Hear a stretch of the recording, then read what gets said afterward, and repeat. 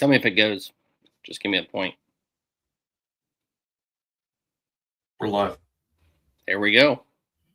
What's up? Welcome in, Big Ten. What, man? This is And wow.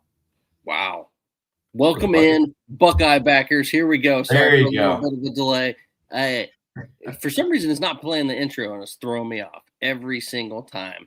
But here we go. We got a gauntlet of a schedule coming out for Ohio State, so we got to get into that. We got Cody Croy in here, and let's bring in Alex Bryan. Let's talk about this schedule, man. It came out.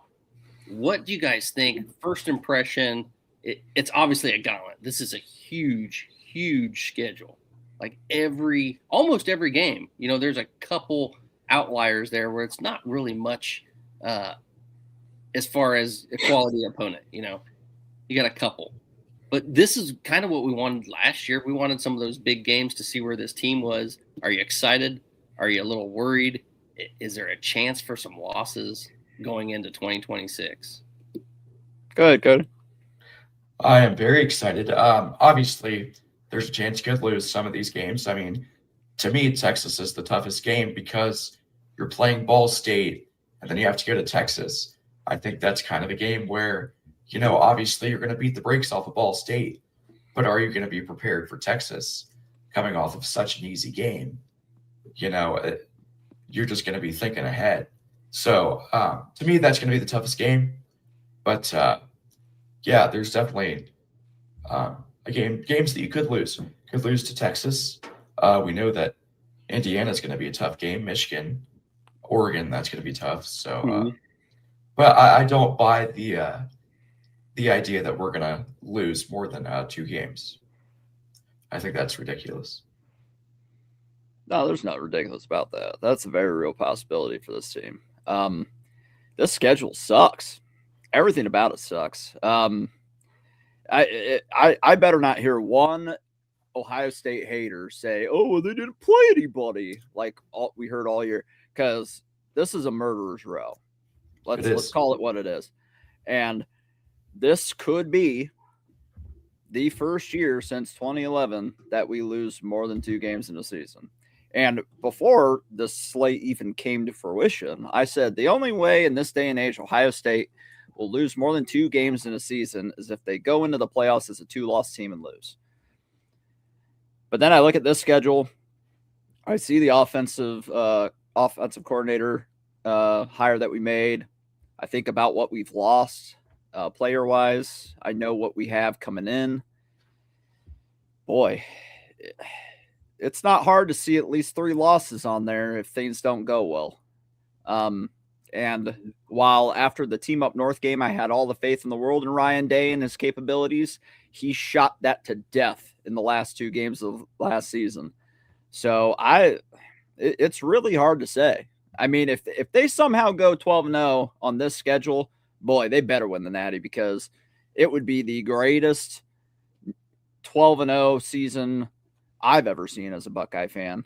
Oh yeah, this is by far the best quality schedule as far as teams, as far as just where you're traveling to. That's what jumps out at me. Yeah. Traveling to Texas, traveling to Iowa, which everyone knows Iowa is not an easy place to play. Probably be a night game there.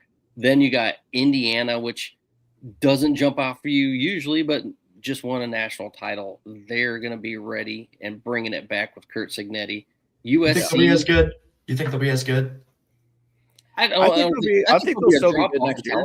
Yeah, they're still going to be, top of the Big Ten. Look at their schedule. That's like a 10-win easy schedule. Yeah, and they're going to be rated high to start the season just because of last year too. What's going to happen at quarterback there? I think that's going to be the big tell of where Indiana is next year. They got that Hoover kid from TCU. He's pretty good. Yeah. USC on Halloween, Oregon. So you have that stretch where at USC, Oregon, Indiana before the bye week, and those 3 really in a row. If you don't count the bye week, that's tough. Not to mention 1 bye week instead of 2. Yeah. 1. Yeah. So I don't know what's going on with that. Oh, it's because they started a little later. The first game's on the 5th. I just, boy, and the fact that this is the last year of Jeremiah Smith, and boy, imagine. And I don't want to put it in the universe here, but imagine we lose. But you're going to. We lose more than 2 games and we miss the playoff in Jeremiah Smith's last year. Imagine the heat Ryan Day will take for wasting his final year at Ohio State by not making a playoff. I think with this schedule, if Ohio State loses 3 games, they still make the playoffs. We're not an SEC team. They're not going to give us that. Oh, they're going to give the Big Ten the benefit of the doubt. Nah, I don't think so. That's why I slipped that's hard. Big Ten. But they're the powerhouse now, man. Everyone knows it. We went into this last season knowing that if we lost to Texas, we were okay. If we lose to Texas this year, we are in big trouble. We are in big trouble. Well, it depends on how good Texas is, because with Arch Manning coming back, he started to turn it on at the end of the season too. Yeah. So and it's at their place this time, and at night. And it will be at night because it's going to be covered by ESPN. That's the other thing about this schedule. Like, there are not that many opportunities for Ohio State to have a quality night game at home. Oregon, that's it. And maybe if Big Noon doesn't say we want that one. Right. It's Ohio State. It's Oregon. That's Big Ten. At Indiana, that's a nooner. Yeah. At USC, probably won't be a nooner because that would be 9 a.m. there. So that'll probably be a night game. Yeah. So Oregon at home, nooner. Typical. I'll bet you Kent State is a night game. That's my weird hunch that Kent State will be a night game. That's not even weird. That's probably 100% accurate because Ohio was at night, Akron was at night. Right. Kent State, that's I guarantee you it'll be at night. Yeah, we know Texas is going to be a night game, so I mean, gosh, half the schedule is probably going to be noon. What's up, Sage? Here we go. Yeah, exactly, Sage. I like the bye week after Indiana. Time to reevaluate and regroup that stretch run. I do like where it's at. That's great, having that bye week right there. Get a little chance. I like a bye week. Always like a bye week after a strong team. You get to regroup, and then it's kind of best of both worlds, really, because it's after a strong team and before another stretch run too. Like you said, I think that is a great positioning. Is there anywhere else where you'd prefer the bye week to be? For me, I think that's perfect there. Yeah, I mean, I think so. Maybe after USC. Yeah, in between Oregon there.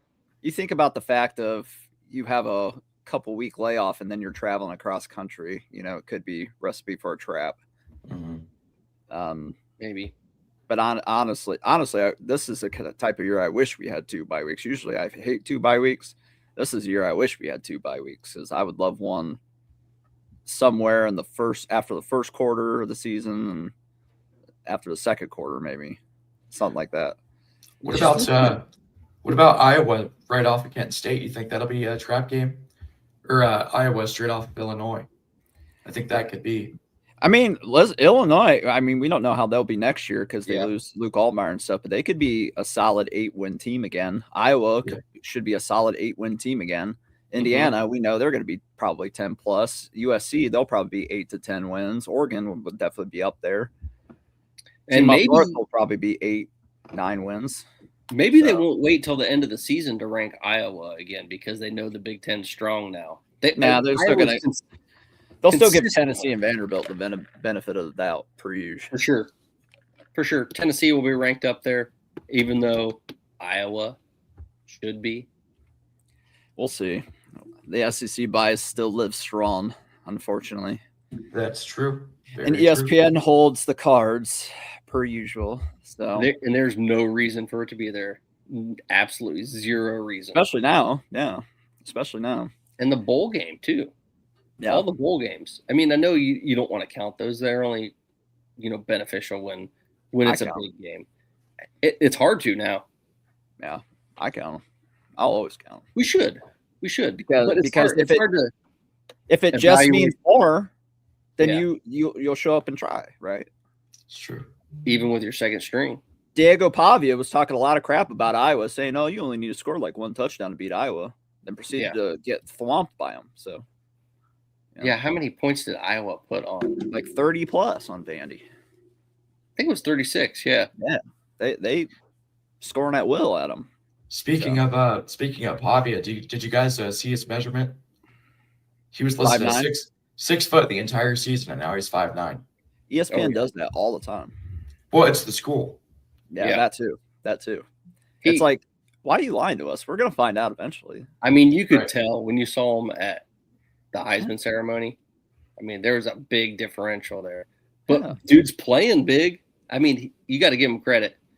He's a good player. He's a good baller. Had a heck of a year. He did some good stuff. But I listen. I'm glad they spaced some of these big games out. Of course, my biggest fear is that we go into that bye week 5-2 with losses to Texas and Indiana. At that point, it's like the panic alarm because you're banking on Ohio State at that point to win out those last 5 games.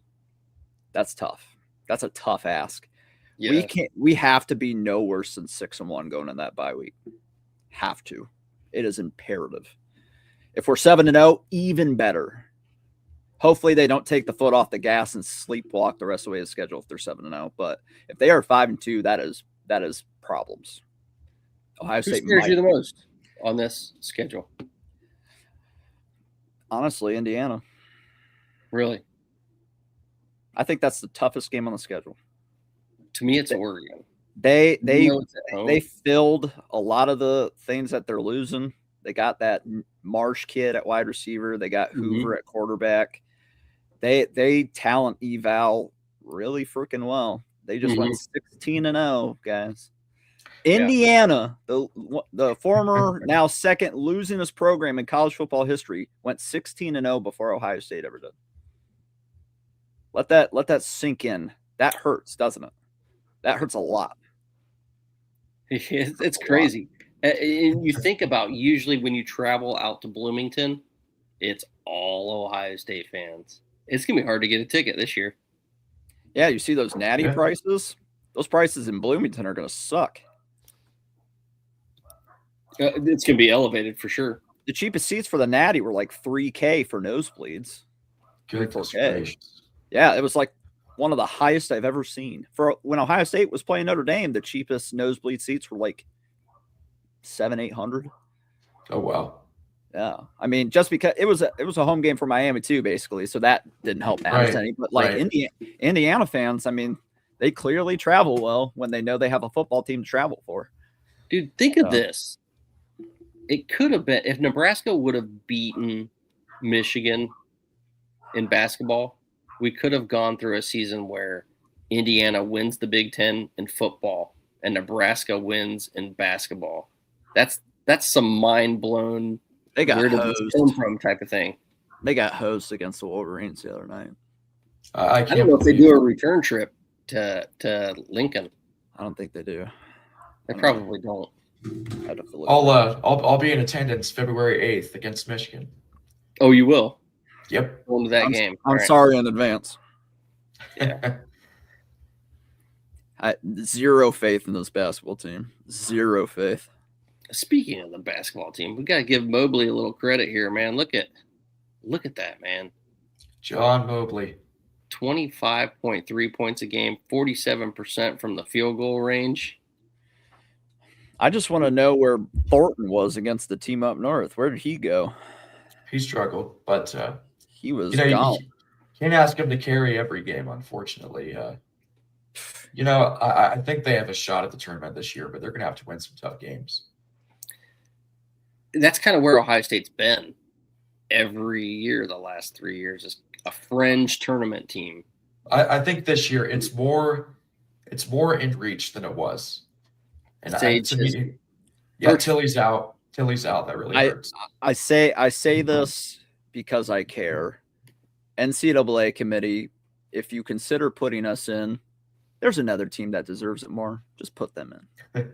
Well, the last time we were in, we lost Oral Roberts. So yeah, I would almost rather just miss the tournament again and instead of getting out the first round, just because. And say no to the NIT. I need Jake Diebler out as quickly as possible. So if he misses tournaments, But what if he makes it though? That won't change your mind. No. Chapman does need more playing time. We had a chance at John Calipari, even though he's only won one natty and it was with Anthony Davis. But I mean, gosh, he would get us in the tournament every year. We'd probably have some deep runs with him. He wanted to come here, and we said, "Nah, we'll hire Diebler." I think it was a money thing at the time. I think they needed to save some money, pay off the old coach's salary, and then I think you need to save some money and get some of that NIL and figure out your approach. Just disband every other sport but football and put all the money towards football. My thinking is you go, okay, if Diebler doesn't work out, you go and get Billy Donovan if he gets fired from the Bulls. I wouldn't mind that. That's the basketball version of the Urban Meyer hire. Yeah. We'll take it. Perfect. Two-time national champion at Florida comes to Ohio State. I've seen that movie before. I know how that ends. Yeah, go get Billy. I like that. Are we willing to put up the money in basketball, though? We certainly saved it the last few years, so I would hope so. But I gotta say, they went out and grabbed an amazing recruit in Anthony Thompson. So it seems like they are pulling out some money because they got him out of Indiana. So I can't even fully put this on Diebler. He wasn't ready for this type of a job. He should have went somewhere else first. He's young. He's very young. And I get it. It's but it's John's brother. Feel good story. John was great for Ohio State. Maybe his brother will be. And well, and we actually tried to hire John, but we're not allowed. It's against the law. I wanted so badly to try to pluck Rick Pitino. I wanted that in the worst way, but I would take John Calipari too. Talk about that. Why it was illegal, Cody, for people that don't know. So there is a nepotism law. I believe it's a state law that you cannot bring on a sibling or any relation to your staff. It's illegal. Can't do it. Which is ridiculous. That's crazy. Yeah. Just because obviously they're qualified. Yeah, just because. Yeah, John Diebler is definitely qualified. Yeah. He's been an assistant coach. He is an assistant coach right now. He could help them work on their 3 game. That was one of the best 3-point shooters in college I've ever seen. That guy. He was an automatic bucket. I miss those days. We got deep into basketball, and I did not think that this is where the show was going to go today. I miss Aaron Craft. Aaron Craft was fun to watch, man. I'll give you credit for that. Listen, when they were all balling in that tournament, that basketball tournament, as Carmen's crew, took me back. They want to chip for a reason. Didn't get a chance to watch those guys, but I've heard stories. It was all hustle. Him, Greg Oden, Scooty Penn. Scooty Penn, Penn was fun to watch too. Scooty Penn follows me on Instagram. Yeah. Aaron Craft was one of the best defenders I've ever seen. He was a damn fun guy to watch. College or pros. Man. The funny part is in that basketball tournament, Aaron Craft didn't look like he lost a step since college. I was amazed. That's diving on the floor. That's Dr. Aaron Craft to you. He's a doctor now. What a great man. I had a class with him once. Oh, did you? Very cool. I had a class with John Thomas too. Let's talk a little bit about, since I didn't get either of your two's viewpoint on Arthur Smith.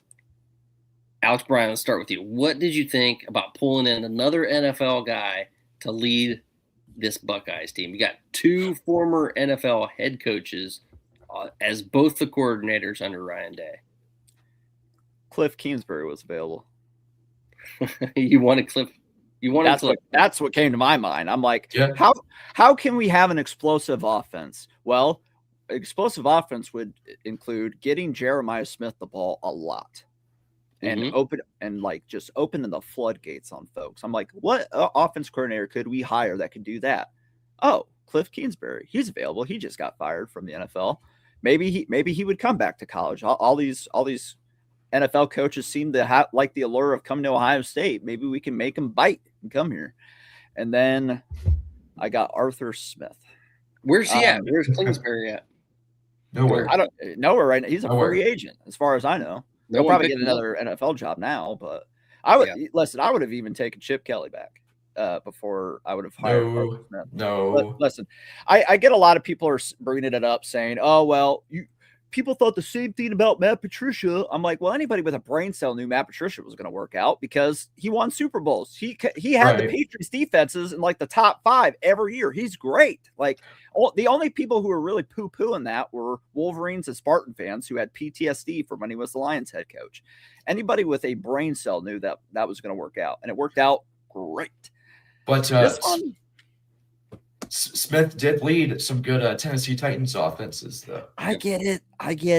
Ryan Tannehill ended up being a baller. That's the only glimmer of hope I have from this. Mm-hmm. But he also made my GOAT look less than stellar in a lot of times last year. Your GOAT is 93 years old. My GOAT is playing as good as he ever has. It's just he had an offensive coordinator calling crap offense. Now, granted, I'll give it to Arthur Smith.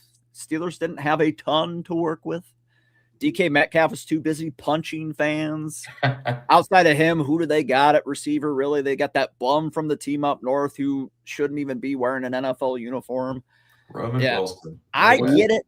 You know how much they spent on their offense? I get it. The Steelers, you know how much they spent on their offense? They were last in the NFL. Yeah, I'm trying to find some little things here. I get he's like a more run-oriented guy. Yeah, we need to improve that, but we can't take the ball out of Forrest's hands like we've been doing in certain situations the last 2 years. You know what you're going to see for sure? Tight ends, and I'm just like, 12 stop. I saw it enough. Should we pull up the depth chart? I saw it enough. I don't need to see it more. Should we pull up the depth chart? Less. We should pull up the depth chart. We got Chris Henry Jr. coming in. We don't need to be throwing the tight ends in the red zone again. We just don't need to do it. Alex, you're gonna hate me. This is my take on that. I think what you're saying is valid. We don't need to be throwing to tight ends in the red zone.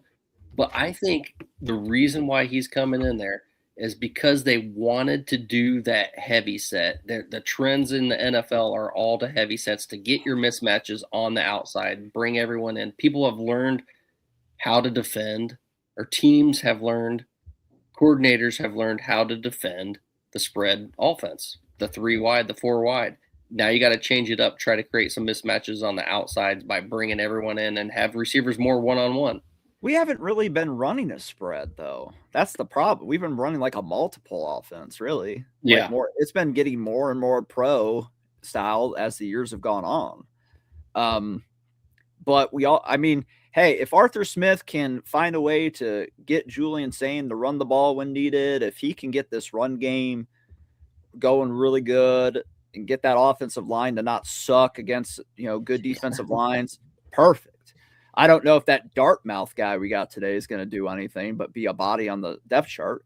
But I was kind of hoping he'll just be a body on the depth chart. Yeah, I was kind of hoping we'd get some guys that maybe could compete for a starting spot, because what I saw the last 2 games was more of the same that I saw the last few years before that, getting pushed around by bigger D lines and just embarrassing yourself. Jules in the locker room says, finally, a schedule that isn't so soft. Well, it's not. Well, here's what's going to happen, right? Let's say, for the sake of the argument, Ohio State goes 12-0 with that schedule.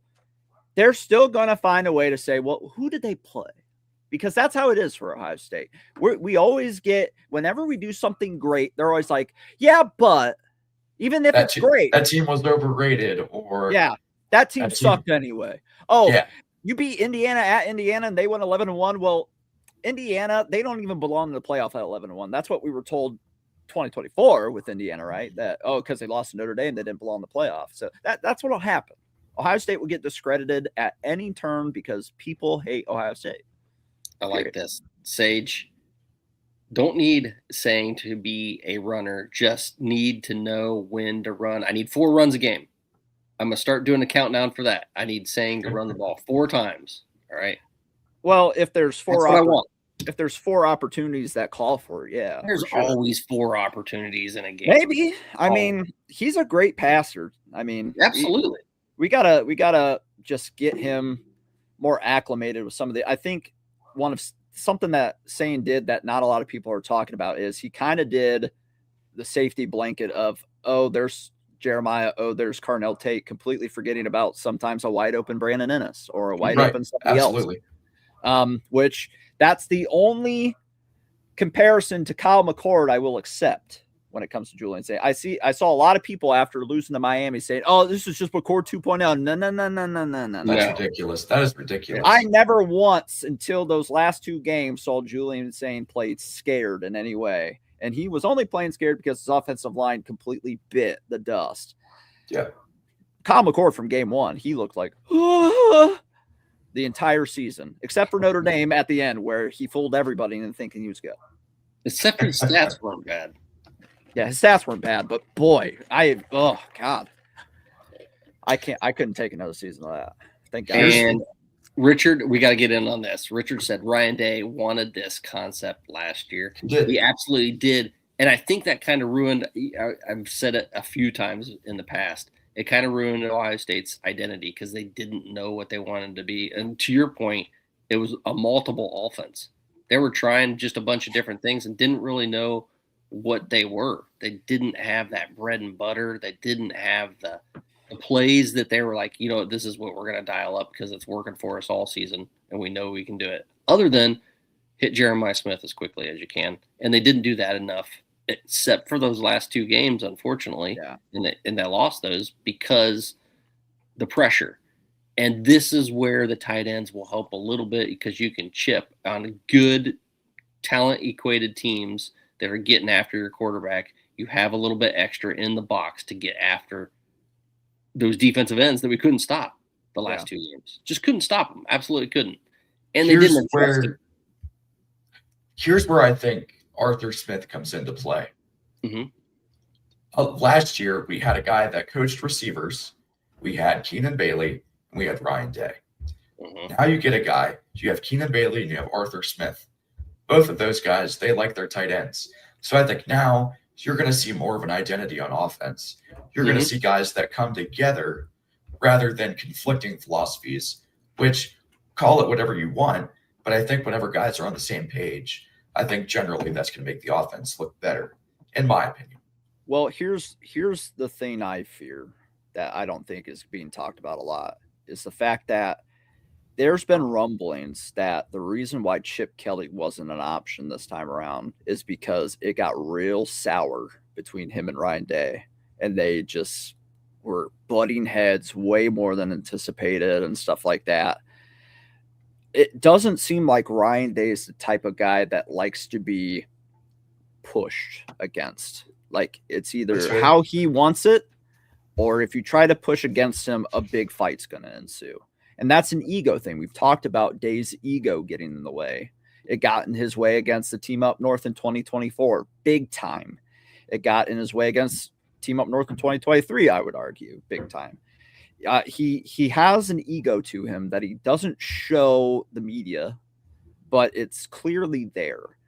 And he's got to be willing to make a hire like this of a guy who has a lot of NFL experience and be able to get pushed back against on some things. Be like, Ryan, I understand what you're saying about doing this, but I don't think that's going to work because A, B, C, let's do this. And this is why I think it's going to work A, B, C, and be willing to go with that. Cause that's how that's how the greatest head coaches end up being the greatest head coaches. Mm-hmm. They bring in a staff that elevates the entire thing, and they're able to check and balance each other. And that's what you're going to get with Smith. I firmly believe that you're going to get the same philosophy as last year, but you're going to get the guys that kind of make it all work together as opposed to all these different thought systems that I think was going on with Hartline. And I'll give you this. It's an upgrade from the experience standpoint, and that matters. Yes. because I thought promoting Heartline before last season was a huge gamble. We were taught. Now, granted, I wasn't going into the season thinking, well, we're going to win the Natty. I said 10-2, said we might make Indy, and if we don't, either way, we'll make the playoffs and maybe get bounced in the first or second round. That was my expectations for the season. Intel. And I thought we were going to go 0-3 on our goals for the season. We exceeded everything I thought we'd do, but the time that we got to 12-0, I was like, okay, Natty's here. Yeah. And then the problems started to surface, come to the surface that we had seen rising to the surface all year. So really, in retrospect, we lost that Natty the second we promoted him to OC because, quite frankly, and we've said it before, this isn't a place to cut your teeth. You do that elsewhere. You go to South Florida to be their head coach. Cut your teeth there. Then if you want to come back and be OC or something else, you come back be OC or something else. And we rolled the dice, went nice for 12 games, and then it hit the wall. So from an experience standpoint, yeah, obviously it's going to be a lot better in that sense, but we'll see. I mean, he's never had this much talent, I would argue. I mean, he had AJ Brown and guys like that and Derrick Henry. I think what happened was Ryan Day saw the writing on the wall and how everything in the NFL was transitioning to more percentage-wise of plays where you have heavy formations, the 12 and 13 personnel. You could see it. Go look at the Los Angeles Rams. We talked about it before. Seattle Matt talked about it ad nauseum on our last podcast. So if you didn't see it, go back and watch that. And he didn't necessarily have the time to look over it the whole time. Obviously, Heartline wasn't a experienced play caller. So Ryan Day is devoting his time between being the CEO of the team and trying to kind of gamble on a new offense and get ahead of the game and be at the front runner of this new trend in the NFL type offenses. And then bringing in now, you have Arthur coming in experienced with this. Arthur Smith calls it on a daily basis.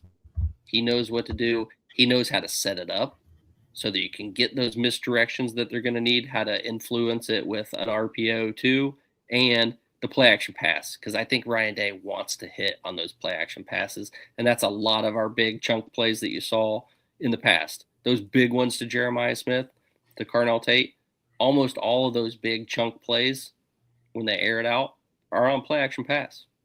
Yeah. The best case scenario is this hire works out to a point where Day feels comfortable with letting him run the offense, much like he does Patricia running the defense. And if that can happen, yeah, 10-2 is the floor for the team. Absolutely. But if that doesn't happen and the Arthur Smith ends up just being a dud, get ready for the Pop-Tart Bowl, boys. I don't think you can. Yeah, that's not. Hey, listen. If we do miss the playoffs, I hope we get put in that bowl because I want that trophy in Columbus. That is the coolest trophy in college football. It's an actual toaster. It's a literal toaster. That's cool.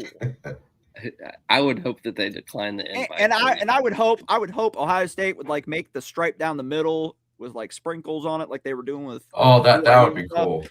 That would be cool. Yeah, that BYU Georgia Tech game was a really good one. Yeah. Pop-Tart Bowl goes all out. They end up getting hats that say the People's National Champ. And I'd be like, yeah, we're the people.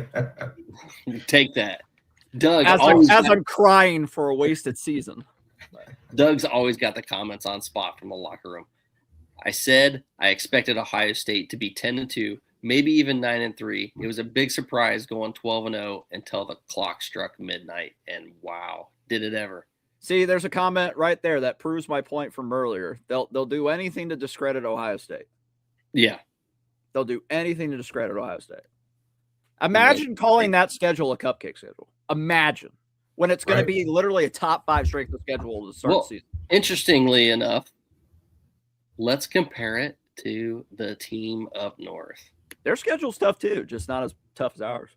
The difference between ours and theirs is the away games. Yeah.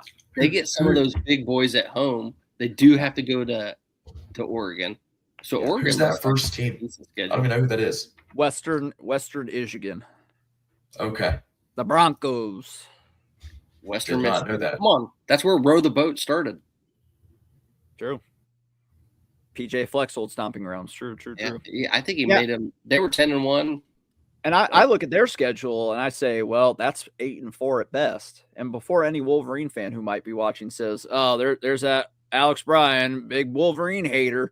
I have a tweet from August of this before this season that said the Wolverines will be 9-3 at best and they'll be in the Cheez-It Citrus Bowl.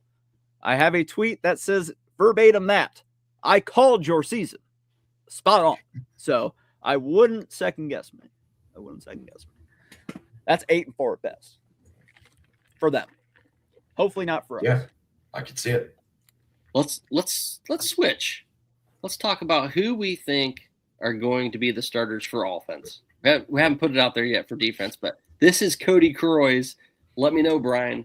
Don't if you hate have me, any please. problems with this. Don't hate me. Especially focus on the wide receiver position. Wide receiver 2. Wide receiver. And we all know Julian saying like tight end. I just don't care. I just don't care. They're most certainly going to run the 2 tight end concept. I'm prepared for it at this point. It's going to happen, and I think those 2 are going to be your guys. Why did you pick over I honestly Mason don't Williams? disagree with them.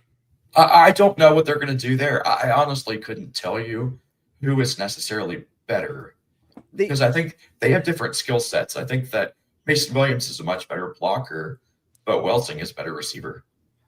The offensive line is intriguing to me. I don't disagree with you on the wide receivers at all, to be honest. I think that surprises me.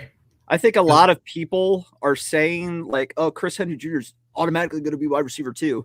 No, is he though? Is he though? I Because think Devin McEwen has some good tape. I like that pickup from the portal that we got with him. I think he'll end up being explosive. I think with CHJ, you could see him maybe weeks 5 to 6, whatever, but you're not going to see him pull a Jeremiah Smith right out of the gate because the reality is he's not a Jeremiah Smith. He just isn't. He's not as good, and I think that it'll take him a couple of weeks. But wait, Cody. Everybody said TSC is gonna get that starting spot because Sayan isn't good and can't run. I don't know who said that, but they need to reevaluate their. Kyle McCord 2.0, right? Some Buckeye fans, right? That's crazy. Now, I actually like Heisman next year. I like McEwen a lot, and I think that a lot of people expect Parker to take that spot because he's Hankton's guy, but which is possible. But I really like McEwen, and don't discredit him because he's from UTSA. That's my thing. His tape. Kyle Parker's good too. He is a talented player. McEwen's very fast. But I'm still going to go with Chris Henry Jr. He's got that wide receiver 2 spot locked. See, I wouldn't say locked. I disagree with that. I wouldn't say locked. You can never earn it. Here's the thing, though. Stay locked at Ohio State. I hate the wide receiver coach hire because recruiting-wise, he hasn't done really jack. And development-wise, when he came in with some of the guys, it's questionable. It's questionable at best. Very questionable. However, one thing I do like about him that I hated about Hartline was he rotates receivers. He does. He rotates receivers heavily. And I said this in some comment sections that it won't matter where Henry Jr. starts. He will play. Yeah. It is guaranteed that he will play. It will happen. Yeah. So the biggest thing is going to be work ethic. If you're coming in that young, that's what Jeremiah Smith had that most freshmen don't have, and most stellar freshmen like that, top of the line, number 1 wide receiver in the nation, they don't have the work ethic and the maturity that he had. We'll see, when he gets to Columbus, if Henry has it too. And can you imagine if we had a wide receiver coach that rotated receivers back in 2022? We're national champions that year. But once Marv went down after JSN was gone all season, everybody was like, we got a bunch of guys who haven't really played before now all of a sudden. And then Kirby Smart said, oh, well, Marv's out. Oh, we killed him? Okay, cool. I'm just going to run this basic defense now and shut them down. And that's exactly what happened for an entire quarter, and we lost. Right. So, and I think that's the concern in general. Like, we used to see that whenever you blew out a team, okay, put in the reserves, call off the dogs. You're not going to be able to do that this year. I hope that St. Clair sees some time, but I don't know. I mean, there's not a lot of games for him to see the time. It's going to be so hard. Kent State, he should. Yeah. Kent State, he should. Ball State, he should. Maryland, Northwestern, hopefully. Maryland, hopefully Northwestern. Northwestern Chip Kelly revenge game. They're going to be competitive. Northwestern's not a bad team. They're not at Nebraska without Raiola. Maybe. Who's their starter? I don't know. I have no idea who Nebraska. Raiola left to go be a backup at Oregon. Do you think he was expecting more to stay? No. And I'm surprised. Yeah. I'm honestly shocked Raiola hasn't went back into the portal. Honestly, it's too late now. He's probably like, you know what? The money's good. I have to bag is good anyway from my injury. I could be the starter after more. Yeah, I think that's kind of the idea. Is Isaiah West developing well? Yeah. From what limited time we saw of him, Isaiah West was the second best back that we had. I think West is going to be great. It's just you're going to see the two tight ends, so you're not going to see two running backs on the field at the same time. I don't think you're going to see two running backs on the field, and I don't think you want to. I think get more reps this year. See the rotation of it, but with the other Jackson coming in from Florida, Jacoby Jackson. Yeah, Jacoby. There's going to be a little struggle there, a power struggle to see who's number two. I think it's West. I think that a seventh-year running back is not going to start over the talent of West, but could be wrong. Supposedly, Temple of Bruce, yes, but I think I saw DG post that the Titans ranked like 26 in rushing offense one year when he was there with Derrick Henry. That's concerning. Well, you should never be that low with Derrick Henry. They were top 5 in offenses both years. I know. I gotta wonder what they were passing good. Tannehill was passing 26 great. 26 in rushing with Derrick Henry. I gotta wonder what their line looked like, though. Derrick Henry is exactly what I thought Ezekiel Elliott was going to be in the pros. Yeah. It hurts. Every time I see him pop off, I'm like, that should have been Zeke. If Zeke didn't screw up his whole life. K-Mac at fullback. That would be entertaining. He was for one play. Came in a block. I remember that. It was a goal line situation. I don't remember that. Yeah. We did it one time. Usually we put a tight end in that spot, but we did. Yeah, because it was it more. Yeah, it was Roberts for the entire year. Pretty much. Yep. Yeah. They better be working on quarterback sneaks. That's all I gotta say. They better work on that. Tush push. Get the tush push. Yeah. Ryan Day. Ryan Day worked in Philly. Day worked in Philly. So with Chip Kelly. But it'd be interesting to see how much Tavian St. Clair puts on in the offseason. Which, by the way, that's exactly why I don't understand the whole. Well, Ryan and Chip Kelly working together last year didn't, it caused beef. They worked together in the NFL for 2 years with two different teams.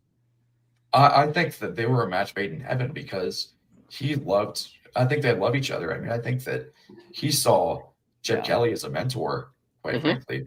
So I think he brought him back for a reason. But if what you're saying is true, I can understand why he's not back. It might have been like a whole maybe Chip under him instead of like Ryan Day under Chip type of deal. He can't get used to that. Who's really the coach here? He's like, I liked it better when I was the head coach and I was yelling at you. The apprentice has become the master. Yeah, him going to Northwestern is just like, God. It's could have just brought him back to Columbus. At least Northwestern's spending some money though. Yeah, I don't know on a stadium and a lot of other things. I don't think we have the depth to rotate our line. I don't think we do either, and that's a problem. Hey, we got a guy from Dartmouth, so come on. And by the way, we lost one of those twins from St. Ed's on the O-line. He's going to Miami of Ohio. Yeah, the other one's still here. Yeah. Yeah. I thought, aren't twins supposed to be a package deal? That one guy wants to stay and the other one doesn't? Usually they are, and I'm actually surprised that. I think that's kind of why. I kind of think they became a package deal in recruiting. Yeah. And you landed one, you got the other. They and what does that tell you about Deontay's progression? Because it was Devontae that entered the portal. Mm-hmm. Yeah, I guess maybe one's a little farther along than the other. Maybe one Deontay takes it more seriously than the other. He's got a chance to see the field. I mean, when you're transferring to Miami of Ohio, that's a little concerning. Can you bring up Cody's depth chart prediction again for the offense? You want to see the offensive line? I'll get to defense tomorrow. Explain your philosophy on the O-line. I'm curious. I'm just curious. I like it. So I think the biggest thing for me, and it was really important that you got your best guys on the field at the same time. And I think that, Hinsman, he's played center. Montgomery, he's your left guard. Ian Moore, he's your left tackle. The Phillip Daniels and Sierreveld, I kind of just had to pick and choose there. But I think that those five are your best offensive linemen, in my opinion. I think a lot of that's interchangeable too. Wasn't Sierreveld left tackle? Yes. Yeah, so putting him on right tackle wouldn't be that right. And I think you're exchanging the tackles, which is and I like shifting Daniels to guard because he had a lot of issues, a lot to do with Tegra being complete dog. Right. So moving him to guard and having Sierreveld by him gives him a lot of help. Mm-hmm. But still, the entire offensive line in general got their absolute crap pushed in the last few games. Yep. But with Ian Moore, and we were a little better on offense against Miami. Yeah, there was a noticeable difference. Difference because we started out that game with it was Van Sickle. Yeah, and we thought that was going to be good, and he was getting bullied, so they put Ian Moore in, and then all of a sudden we were protecting a little better. Especially when we went had some good games before that. So. He did. But Miami was just dog walking him, and then they put Ian Moore in, and it went a lot smoother, especially when we ran tempo, and for some reason stopped running tempo because God forbid you keep doing what works. Mm-hmm. But yeah, I like that. I think that would be. I think Daniels can't be a tackle anymore. I think it's just too much of a liability. Putting one of your best tackle to help him out would be good, and Ian Moore can hold his own. Montgomery's great. My cousin, who's a Wolverine fan, he lives around Findlay, and he was telling me a lot about Luke Montgomery when we recruited him, and I've been excited for him to play, and he's a dude. Yeah. His brother, he's a quarterback in Georgia. Yeah. So I like that. I think that could end up being exactly what it looks like. I hope so. I think you could even see where Daniels develops even more, and you could see I hope Austin going back to guard. I hope. I mean, he did so good last year that's like hard to say that that's what needs to happen. Obviously, we saw like a little bit of regression with the entire offensive line. Hopefully, that was just a blip on the radar of them getting used to Tyler Bowen, and Tyler Bowen can actually develop as well as he recruits because he can recruit like a SOB. Yeah.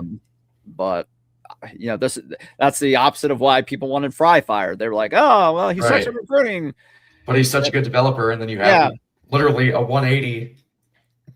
Well, there was a time that they were saying, the lunatic fringe was saying like, oh, well, he can't develop either. And I'm like, he's developed pretty nice. And then that playoff run happened, and they were like, oh my God, I love him so much. I'm like, yeah, you do. Was it he's not terrible? You love him now.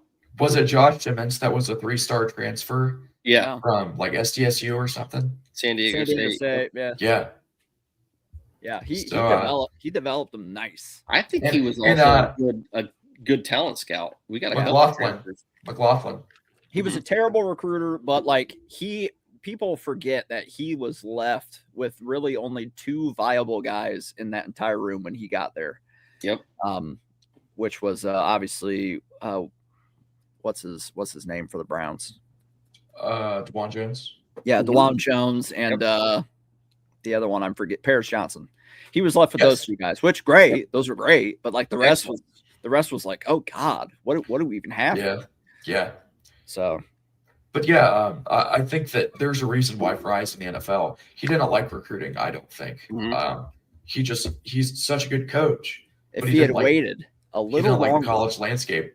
if he waited a little longer, the college landscape's moving away from recruiting. Yep. Yeah. God. But and it's not just Josh Simmons. It's Seth McLaughlin. Mhm. Alabama fans wanted to kill the guy after the game against Michigan. He came into Ohio State, and if it wasn't for the injury, he could have been. He won the Remington. Second, third round draft pick. He went undrafted. He might have been a first round draft pick, honestly. Maybe. If he plays through that entire playoff. Yeah. That'd have been nice. I think he's still with the Bengals. He couldn't snap the ball worth crap. And then all of a sudden comes to Ohio State. Did fine. Deshaun Washington, we got an offensive tackle out of Dartmouth. Don't know anything about him because he went to Dartmouth. But let's see what happens. 6'5", 285. I think that's Ohio boy. One stat that pointed me out was in 700 snaps that he's played, he's only allowed 1 sack. I'm like, well, I don't care what competition you play. That's pretty good. It's pretty good. Not bad now, can you do it against the big boys? Right. That's what I want. Right. But he's a Springfield native. Yeah. 937. Here we go. I love Ohio guys on the offensive line. That usually always works out for us. Mm-hmm. It's true. Honestly.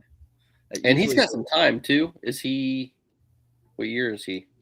I don't know. 2-3 years left? I think he has 2. He is class of 22. Or he played it. His freshman year was 2022. Well, gee, if he's class of 22, he probably has like 6 years left the way some of these kids are getting like extra time, Yeah, that's true. Like, goodness, that one guy in Miami just got an 8th year. Like, really? It's ridiculous. It's crazy. Ridiculous. What happened to the sport we love? That Pavia lawsuit's still going through, right? Is he fighting for another year? He's wanting to, yeah. He did. He sued for it. But I don't even know if he's going to follow through. He's going to follow through with the lawsuit just for other players in the future. Right. I don't know if he needs that other year anymore. What happens with Chambliss? He got denied. He got denied, I think, yeah. Okay. Which didn't stop him from calling up that one Clemson recruit that they flipped from Cal, of course, but this guy's a 5th-year senior. What about our special teams returners? I mean, it was Ennis. God, I hope we figure that out because anybody who tried it out there didn't work. McEwen? See, I want to see Turbo get his chance. Yeah, that's a good spot. Because Turbo returned in high school. I'm trying not to get my hopes up here with the special teams because I've been bit Jeremiah Smith too many times. He was fielding punt returns. Yeah, I've been bit so many times with this kicker crap, this punter crap. We got seemingly a great kicker in the portal. I want to get excited about it, but I'm like, are we going to ruin him? That punter is interesting too. Yeah, the Cincinnati transfer. I'm just like, God, I want to be excited about it, but like, is Ryan Day finally going to take special teams seriously? Because it's cost him how many games now? Does he finally get it? Has he looked at the NFL? You're talking about Brady Young as the punter? Yeah. There's a rumor going around that we could be in play for the Notre Dame special teams coach. I want their old special teams coach who's with somebody in the pros now. I think Indianapolis. When they were blocking punts like every game, when they were kick returning, punt returning like it was nothing. I want that guy. I think he's with the Colts now. I would do disgustingly illegal things for that guy. Well, I heard that we could be getting the Notre Dame guy. They hire great guys, so I hope. What's that? I don't know much about their special teams at Notre Dame. I'd have to look into that. Me neither. Let me look. College football. If it'll let me type. Because I mean, we definitely need an upgrade on our special teams. Yeah, we've been without a coach for how long now on that? Like a couple years. And when we had a coach, he sucked. Well, we have a coach. He has the title, but they kind of do it by he has the title of special teams coach. Really? But I didn't think we did. They kind of do it by committee though. Yep. Gotcha. But there is a guy with the title. It's Keys. He's the special teams coach. They do it by committee. You're absolutely right. Yeah. At least that's what Ryan Day has said at the press conference. It's kind of a little bit of everyone. He just doesn't take it seriously enough, and it's like it certainly doesn't seem that way, and I don't know how. If you watch his own luck with it, and then you add on watching like what's happened in these NFL games and other college games, it's like it is so important. Like there's a reason Tressel and Urban obsessed about it because they get it. Can we get Tressel as the special teams coach? I've been clamoring for that for like 3 years. I would come back to that, Tressel. Come on, that's the lieutenant governor. I would do anything to get him on staff as a special teams coach. That's one of the nicest guys that I've ever met. At least an advisor. Coach Tressel. He is the best. He's awesome. Well, I can't really find anything that has special teams rankings, honestly, but I just know that Notre Dame had a guy as their special teams coach who, I mean, gosh, it was a couple years ago, I think. They were blocking punts and everything, like every game. And I was talking to my buddy's uncle who's a Notre Dame fan, and I'm like, you guys have the greatest special teams I've ever seen. It is nuts how good they are on special teams. Now we've dived into the long snapper. Welcome to the off season. We got Dalton Riggs. He's a transfer, and then we got another transfer this year in the portal. Don't know his name. Yeah, Brian Mason, that's his name. He works for the Colts now, but 2022, he was their special teams coordinator, and they were disgustingly good. That's why he's in the NFL. Special teams. We could pluck him from the Colts if we really wanted to. He actually worked at Ohio State before. He was a grad assistant in 2015 to 2016. Oh, wow. Worked at Cincinnati as well under Fickle. Bearcats. Yeah. Got to get that guy. Well, hey, if it anything like the coordinators, you're right. We can pluck them from the NFL. Listen to this. Under Mason's coordination, Notre Dame special teams ranked 5th in the FBS for special teams efficiency, according to Pro Football Focus. The unit tied for the FBS lead with 7 combined block kicks and punts in 2022. Wow. Imagine blocking a punt or a kick in a game. I don't know when the last time Ohio State did either of those was. Maybe the Team Up North game, 2018? I don't know. I think Chris Olave blocked a punt, didn't he? Yeah. Or did he block it or recover it? I think he did both. I think he just recovered it. He did one or both. I remember that. But I would 7 blocked punts and kicks in a season. That's insane. That gets you 16-0 last year. That's ridiculous. And God. Oh no, yeah. He just blocked it. He just blocked it. Okay. Yeah, but that was part of his coming out party of that game. Was like, because it went right to them. Yeah, who just ended up walked getting it in? Yeah, because Olave got 2 touchdowns that game in that blocked punt. Yeah, Olave was on. And that was probably the last time it happened for Ohio State. A block kicker punt. When was the last time we returned a long kick for a TD? Just last year. Yeah, UCLA. Lorenzo Styles Jr. Yep. Yeah, that's true. And then the year before, we returned a punt for the first time in 10 years because of Caleb Downs. Yes. Yeah. It should never be that long between stuff like that. But it was a long time. Yeah, 10 years. We are too good of a football program to not have something like that happen every year. Yeah. We are too good. That wins and loses you games, as we've seen. It does. God, imagine if we block a punt against Miami like Indiana did. Yep. Probably national champ. I think this schedule, I'm going to go back to the schedule. I think this schedule was done by the Big Ten just so we stopped complaining about noon games. It could be a punishment. Yeah, I really do. I think that is the way it was set up because look at all these away games we're going to get, and they're going to be at night, and we're going to probably have 2 or 3 night games. Yeah. And then Oregon's going to be at noon, and they're going to be like, gotcha. And here's the thing I struggle with the most with this, right, is, like Texas, after they lost 3 games and they were crying like, oh, well, we're going to have to reevaluate who's scheduled in the future and stuff like that if we don't make the playoff as a 3-loss team, as if 3-loss teams deserve to play for the national championship or something. But it's like they do have a point in the fact, like, having those games really, really counterproductive in this day and age of college football, because, like, why add the extra potential loss? I want to play Alabama at home and at their place. I want to play Georgia at home and at their place. Mm-hmm. Those are great games. Those are good for college football. But at the end of the day, is it good for Ohio State? If you win, sure.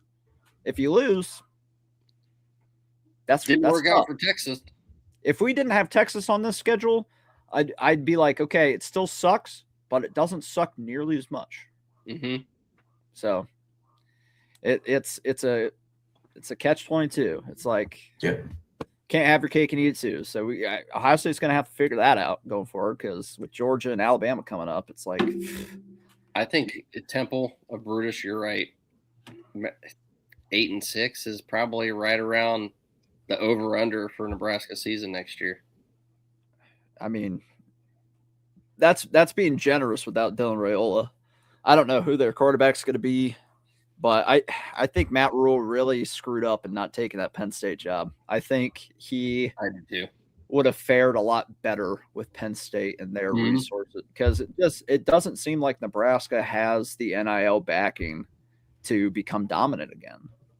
I think he tried to do the right thing as a coach. Yeah.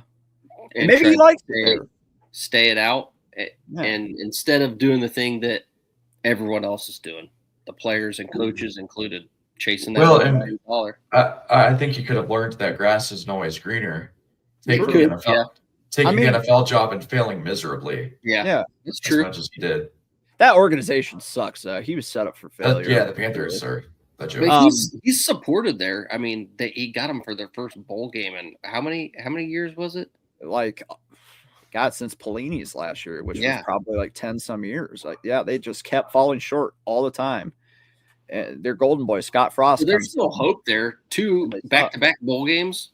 Yeah, and I mean, Nebraska's at least not a doormat anymore. Their biggest problem still is not being able to close out close games a lot. Mm-hmm. And, they've found a way to do it a little more with Matt Rule, and they've made a couple bowl games in a row now, which, for that program where it's been, it's great. But, heck yeah. They've made the mistake multiple times. They had Frank Solich after Tom Osborne stepped down, and he went 10-2 and 9-3, and they threw him out. They said, this isn't good enough. Well, that was the best you were going to have. And Mr. 9-3 himself, Bo Pelini. Bo Pelini. Oh, they were doing solid there too, and they said, "Oh, it's not enough. This isn't good enough for Nebraska." Got rid of him.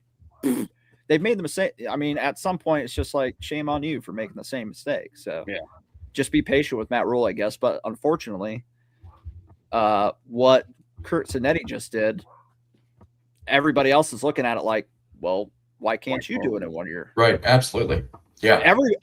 He just made life significantly harder. And I spell significantly with a C-I-G. I knew you were going to do something. He made it significantly harder for every other college head coach, because they're going to be like, look what that guy just did with that program. He's got Mark Cuban funding some things, but And they didn't even have to fund that much because of who they brought in a transfer portal, bringing them from JMU. Mark Cuban sprinkled a little that first year, but after he saw the first year's results, he said, okay, I'm in. And if you've watched Shark Tank, Mark Cuban doesn't go all in on things he doesn't fully believe in. And it worked out. 16-0. Yeah. So. Well, and it's so impressive, because I just saw like a photo of this a few days ago. Their program was dead. And I mean dead. You look at their attendance and just how pitiful they were.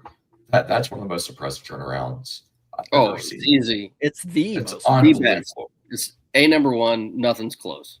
Yeah. I can't think of a single turnaround that comes remotely close. There's nothing comparable to it. It's written its own book, and it's going to be a movie. And like, I've never seen so many other fan bases comment under things saying, like, from a Georgia fan, congratulations, like you guys really deserve this. From an Alabama fan, Right? even, That's a everybody team that you came can't together hate. for them. And I'm like, God, they beat us. We were this close, just like Penn State. We were this close, but I can't even be mad. I can't even be mad. Yeah, like just wait, because middle of next year, their fans are going to start talking, and well, eventually they have a the couple. Boy. I was going to say they have that one guy on TikTok that they do. There's two guys, and there's this one little squirrely dude that he was all talking crap, being like, we're the Mecca, blah, blah, blah. Mm-hmm. I'm like, all right, so settle down a little bit. But I beyond that, I don't know any Indiana fans, so this is like great. If we're not going to win it, let somebody like them win it, because I don't have to hear people talk crap. Yeah, right. Well, right. Another year of success in Bloomington, you're going to start to hear it.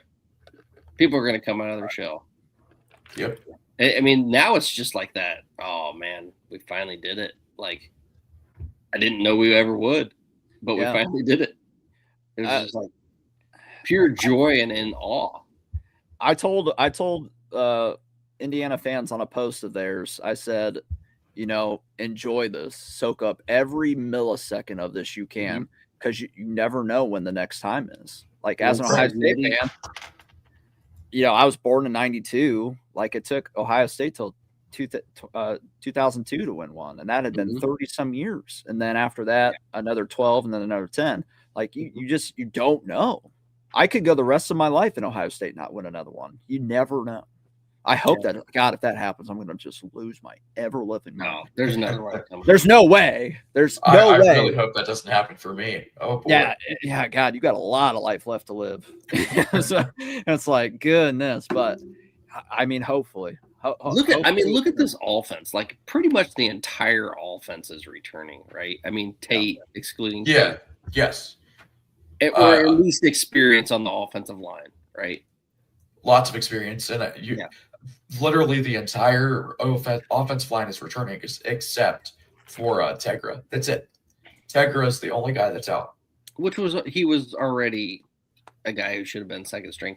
Tight ends, obviously that's a little bit different now this year, but and think about this too. This is such an important season for the future of the quarterback position at Ohio State. Because if Julian does not elevate and it starts to lose those games that he's not using his feet, he's getting rattled too easy, stuff like that, Ryan Day will probably never go with a recruited quarterback ever again. He'll just do what everybody else is doing and go to the portal. Because it worked for him when he went to the portal one time, right? It worked for him a couple times, to be honest with you. Justin Fields was a success for a couple of years. He didn't win it. He won a couple Big Ten titles and didn't win an Natty, but he was a success.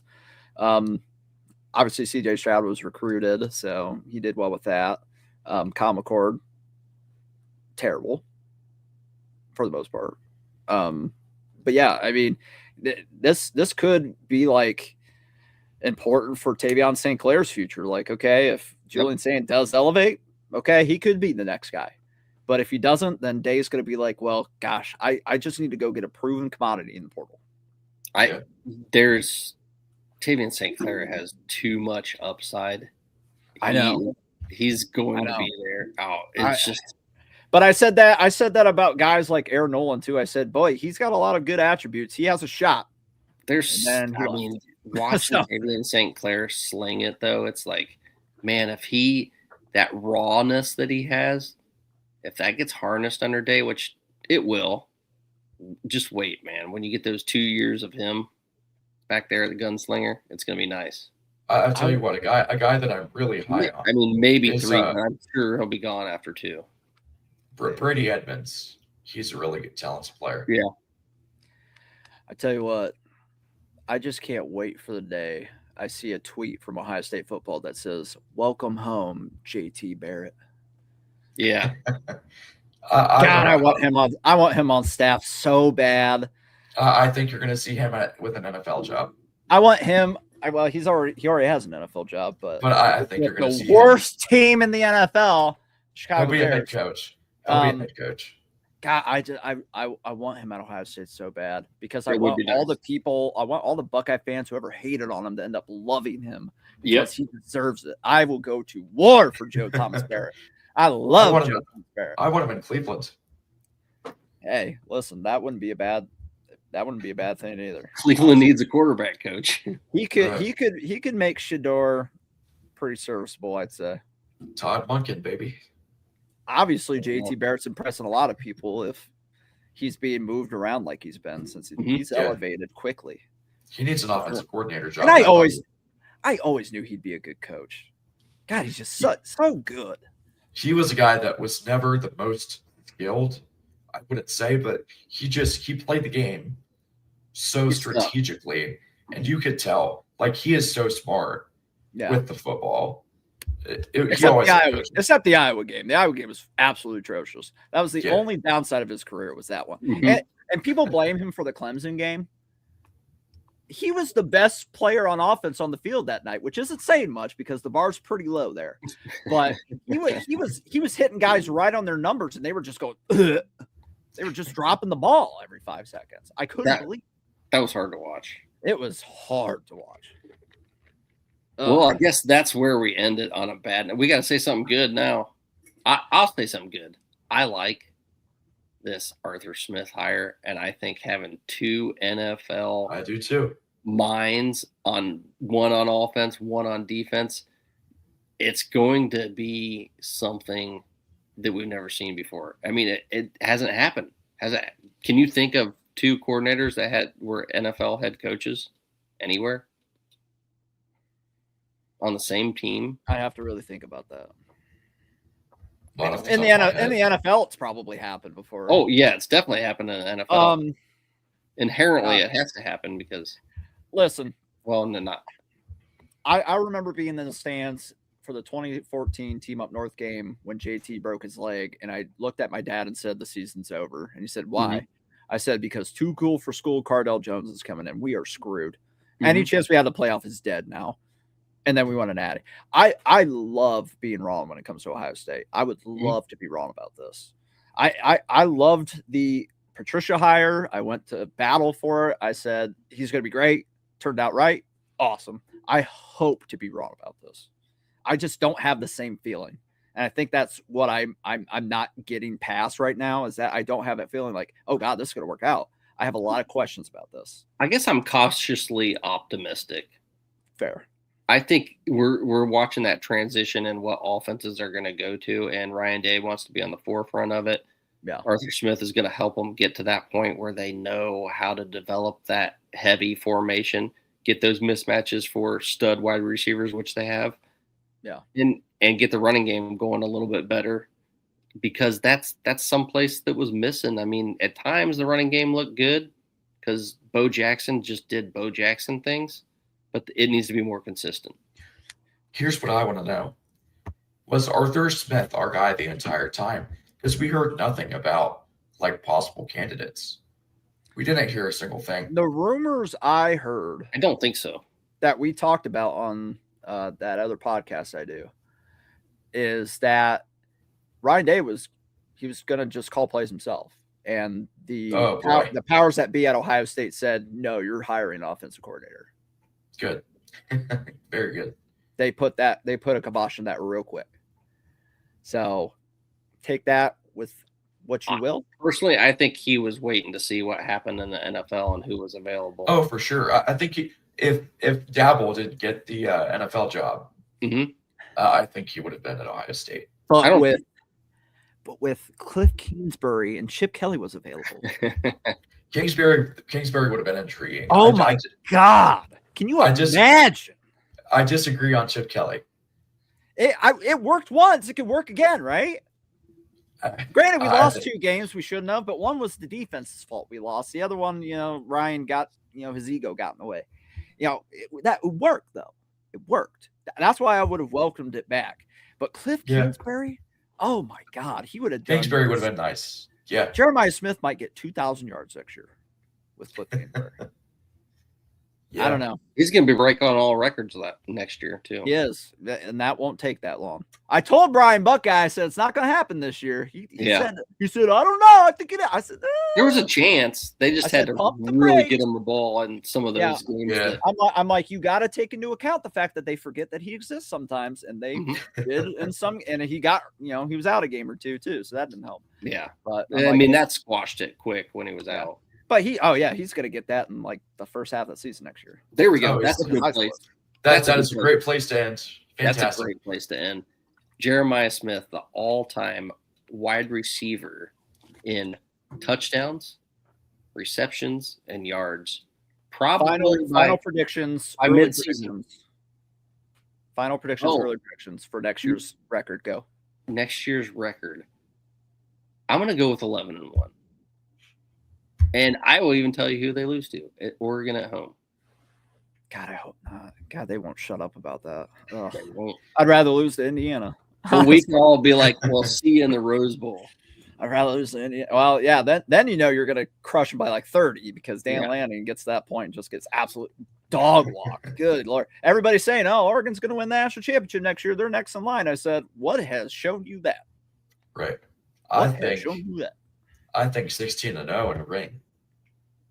Oh my God. If we go 16-0, I will be insufferable for the rest of eternity. I think there's a chance. Because those Wolverine fans keep doing this. They're like, 15-0, you don't got one of these. They can't anymore. And I just want to be like, Indiana's got the 16-0. Well, no, 15-0 you see what they're doing though. They're latching on to Indiana, being like, "Oh, see, we're the only two," making it about them. I'm like, I just want to be like, look at that. Well, if you want to do that, then we can say 14-0. We can say 14-0. Yeah, but they're like, "Oh, that was back in the dinosaur age. Well, you don't have one of these in the playoff era." I need it. I need it more than I need anything in my life. What do you think? If the Arthur Smith hire is a good one and pans out great, I think 11-1 is realistic, and I think the floor is 10-2. If it goes sour, 8-4 is the floor. Realistic. I can't. 10-2 is the ceiling. I can't comprehend anything. You can't, but I've lived it. I know. And it happens. I get it. A lot of people, and I agree, say that we are virtually recession proof. However, this schedule is very, very difficult. Oh, it's hard. It's very, very difficult. It is a gauntlet. If you take that Texas game on there, I feel a lot better about it. But our entire season dictates that Texas game. If we win that game, we are in a good spot. If we lose that game, boy, the alarms are going off. I don't think so. I mean, you would just have to win out. You can't lose more than another one. And there's a lot of losable games after that. And honestly, it depends on if we do lose, how we lose. Like, how bad is it? Yeah, I think personally, out of all those tough games, Texas is the one I'm most confident in. Believe it or not. I think we will beat them. I think USC. I don't think we'll have a problem with USC. The problem is I can't trust Ryan Day enough anymore after those last two games. I bought back in. I had full trust, and then those last two games happened, and now I'm like, boy, Team Up North could be a coin flip again, even though it shouldn't be. Well, but you got to consider that he was calling the plays. That won't happen again. So true. I mean, there were special. But is Arthur Smith good enough at this level? My opinion is yes, but I hope. Yeah, I hope. We will see. Find out. Please tell me I'm wrong if I end up being wrong. Like, throw it in my face. I want you to. I will be doing that. I want you to, because I'll just sit there and be like, thank God I was wrong about that. Love it. All right, boys. Peace out. God bless everyone. OH. I hope. Go Bucks. Go Bucks. Team Up North sucks.